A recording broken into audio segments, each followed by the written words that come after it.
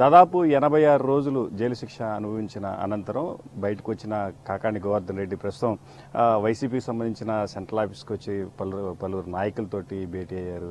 ప్రస్తుతం మనతోటి కాకాణి గోవర్ధన్ రెడ్డి గారు అందుబాటులో ఉన్నారు. వారిని తెలుసుకున్నాం. సార్ చెప్పండి, దాదాపు 86 రోజుల పాటు మీరు జైల్లో ఉండాల్సి వచ్చింది, ఎట్లా ఉంది సార్?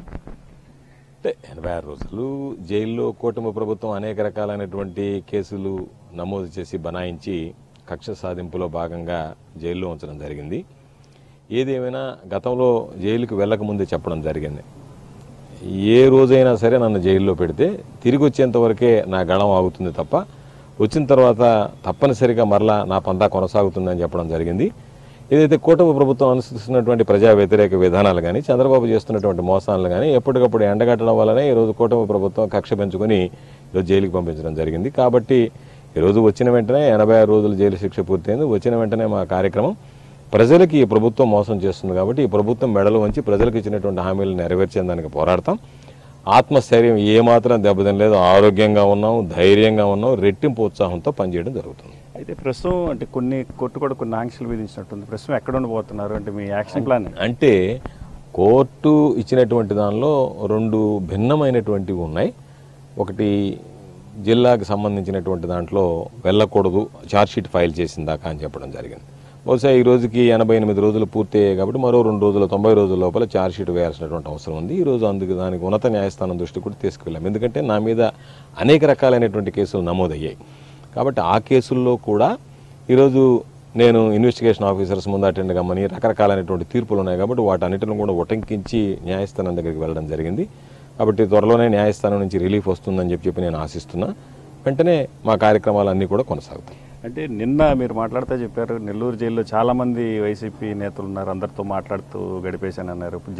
రాష్ట్రంలో కూడా పలు ప్రాంతాల్లో ఉన్న జైల్లో వైసీపీ నేతలు ప్రస్తుతం ఉన్నారు. దీన్ని ఎట్లా చూస్తారు?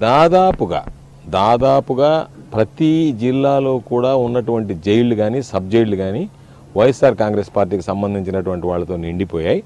తెలుగుదేశం వాళ్ళు ఏదైనా తప్పు చేసినా సరే వాళ్ళు బెయిల్ తెచ్చుకున్నంత వరకు వాళ్ళ జోలికి పోయేటువంటి పరిస్థితి కానీ ఆ ధైర్యం కానీ పోలీస్ యంత్రాంగం చేయడం లేదు.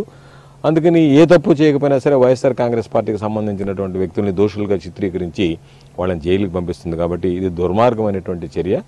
కాబట్టి వైఎస్ఆర్ కాంగ్రెస్ పార్టీకి సంబంధించి ఈరోజు శ్రేణులు అందరూ కూడా ధైర్యంగా ముందుకు రాగలుగుతున్నారు. ఈ ప్రభుత్వం అనుసరిస్తున్నటువంటి ప్రజా వ్యతిరేక విధానాల వల్ల ఇది ఒక బ్యాడ్ సిగ్నల్, అంటే ఒక దుష్ట సంకేతాన్ని, తప్పుడు సంకేతాన్ని ప్రజల్లోకి పంపించినట్లుగా అయింది.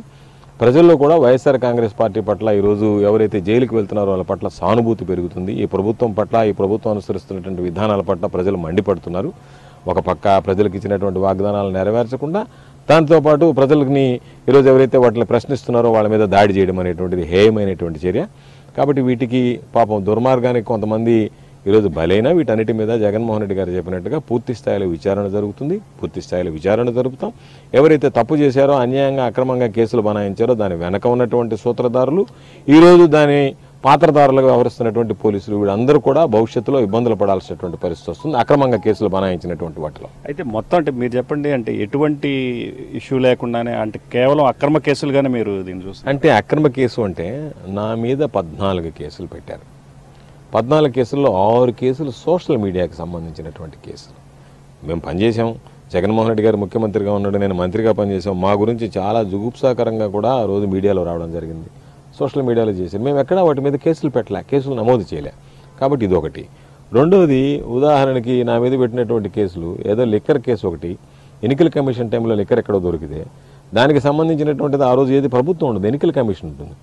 ఎన్నికల కమిషన్ నమోదు చేసి ఆ తర్వాత ఈ ప్రభుత్వం అధికారంలోకి వచ్చిన తర్వాత ఈ ప్రభుత్వ పరిపాలనలో అధికారులు ఛార్జ్షీట్ ఫైల్ చేస్తే సంవత్సరం రోజుల తర్వాత ఆ కేసు రీఓపెన్ చేసి నన్ను దాంట్లో దోషిగా తెచ్చేదానికి ఏదన్నా ఆధారం ఉందా అంటే ఎవడో కన్ఫెషన్, ఎవడో ఇచ్చినటువంటి తెలుగుదేశం పార్టీ నాయకుడు ఒకటి ఇచ్చినటువంటి ఒక కన్ఫెషన్ స్టేట్మెంట్, వాడు ఇచ్చినటువంటి దాని మీద నన్ను పెట్టి 2 కేసులు పెట్టడం జరిగింది. ఈ ప్రజలందరూ కూడా గమనిస్తున్నారు, అక్రమ కేసులా సక్రమ కేసులా, ఇది నిజంగా జరిగిందా? ఎప్పుడైనా సరే సుప్రీంకోర్టు తీర్పు ఏం చెప్తుంది, ఏదైనా మీకు ఆధారాలు ఉంటే చూపించండి అని అన్నారు. ఆధారాలు ఏం లేవు, వాంగ్మూలం తీసుకోవడం, కేసులు బుక్ చేయడం. అది ఒక దురదృష్టం, దుష్ట సాంప్రదాయం. ఎప్పుడు లేనటువంటి విధానాన్ని, నాకు చాలా అనుభవం ఉన్నటువంటి ఎప్పుడు గొప్పలు చెప్పుకునేటువంటి చంద్రబాబు ఈ రాష్ట్రంలో ఎన్నడూ లేనటువంటి ఒక దుష్ట సాంప్రదాయాన్ని తీసుకొచ్చి భావితరాలకు ఏమి ఇచ్చాడంటే తప్పుడు కేసులు ఎన్నైనా పెట్టుకోవచ్చు, ఏ విధంగా అయినా ప్రతిపక్షాలకు సంబంధించినటువంటి వ్యక్తుల్ని ఇబ్బందులు పెట్టచ్చు, అవస్థల పాలు చేయొచ్చు అనేటువంటి ఒక సందేశం ఇవ్వడం జరిగింది. నిన్న మీరు మాట్లాడారు, మీరు జైల్లో ఉన్న సమయంలో నెల్లూరు సంబంధించిన నేత ప్రసన్న కుమార్ రెడ్డిపై ఇంటిపైన దాడి చేసి ఆయన మీద కేసు పెట్టారు. ఆ కేసు సంబంధించి దాన్ని ఎలా చూస్తారు? తప్పనిసరిగా ఇప్పుడు ప్రసన్న కుమార్ రెడ్డి మీద, ఆయన మీద గెలిచినటువంటి శాసనసభ్యురాలు కొన్ని నిర్దిష్టమైనటువంటి ఆరోపణలు చేసింది మీడియా ముందు. దానికి ఆయన సమాధానం చెప్పాడు. ఆ సమాధానం ఆమె చెప్పినటువంటి దానికి సమాధానం ఇచ్చిన తర్వాత మరలా నువ్వు తిరిగి కౌంటర్ ఇవ్వచ్చు, మరలా సమాధానం చెప్పొచ్చు. మీ తెలిసినటువంటి వాళ్ళు ఎంత చండాలంగా మాట్లాడాలన్నా అంత చండాలంగా అసహ్యంగా మాట్లాడుతున్నారు అందరిని గురించి. ఆ నేపథ్యంలో ఇంటి మీదకి వెళ్ళి పెద్ద ఆవిడ నల్లపురెడ్డి శ్రీనివాసరెడ్డి గారు అంటే ఈ రాష్ట్రంలో ప్రతి ఒక్కరూ కూడా గౌరవించేటువంటి వ్యక్తి, సుదీర్ఘకాలం మంత్రిగా ఓటమి అంటే రాష్ట్ర రాజకీయాల్లో ఓటమి అంటే ఎరుగనటువంటి వ్యక్తి, ఓటమి ఎక్కడ ఓటమి అనేది లేనటువంటి వ్యక్తి, అరుదైనటువంటి వ్యక్తి. అటువంటి వ్యక్తి సతీమణి ఆమె, పెద్ద ఆమె పాపం. అమ్మ ఉంటే ఆమెను కూడా చూడకుండా కనీసం ఆమె రూములో ఉండేటువంటి వస్తువులు కూడా ధ్వంసం చేసేసారంటే నేను వెళ్ళలేదు, నాకు అవకాశం లేక జైల్లో ఉన్నాను కాబట్టి. నా కుటుంబ సభ్యులు చెప్తే నాకు కంటనీరు వచ్చింది. ఆమె రూములో ఉండేటువంటి వస్తువులు చివరికి ఆమె బాత్రూంలో దాక్కోవాల్సినటువంటి దుస్థితి ఏర్పడింది. ఆ విధంగా దాడి చేసి జగన్మోహన్ రెడ్డి గారు పరామర్శించడానికి వెళితే ఆ రోజు ఎవడో అక్కడ ఆయన ముందుగా వెళితే వెనక పోలీసులు పడి చెయ్యి ఇరిగితే ఆ చెయ్యి ఇరిగిందో లేదో కూడా అనుమానం. వీళ్ళు కేవలం దొంగ ఎక్స్రేలు పెడుతున్నారో కూడా అనుమానం వస్తుంది. అసలు ఇరిగిందా లేదా ఏమీ తెలియకుండానే పాపం ఆయన మీద కేసు పెట్టి ఆ కేసులో వెడవలూరు మండల కన్వీనర్గా ఉన్న అనూప్ రెడ్డి అనే పిల్లవాడిని ఈరోజు నెల్లూరు జైల్లో పెట్టారు. ఆయన్ని ఈరోజు పాపం ఇబ్బందులు పెట్టడానికి ప్రయత్నం చేస్తున్నారు. అరెస్ట్ చేయడం, పీటీ వారెంట్లు వేయడం, ఈ రకరకాలైనటువంటి కొత్త పోకడలు వింత పోకడలు ఎప్పుడూ లేదు. కాబట్టి ఈ ప్రజాస్వామ్యంలో ఎక్కడైనా మా నెల్లూరు జిల్లా చరిత్రలో ఒక రాజకీయ నాయకుడి ఇంటికి వెళ్ళి కార్లు తిరగొట్టి ఇళ్ళు ధ్వంసం చేసి మనిషిని చంపడానికి కూడా వెనకాడకుండా చెప్పగల ప్రసన్న కుమార్ రెడ్డి ఉంటే చంపడానికి కూడా వెనకాడేటువంటి పరిస్థితి లేదు, పోయినటువంటి వాళ్ళు లేదు. పోలీసు అక్కడ ఉంది.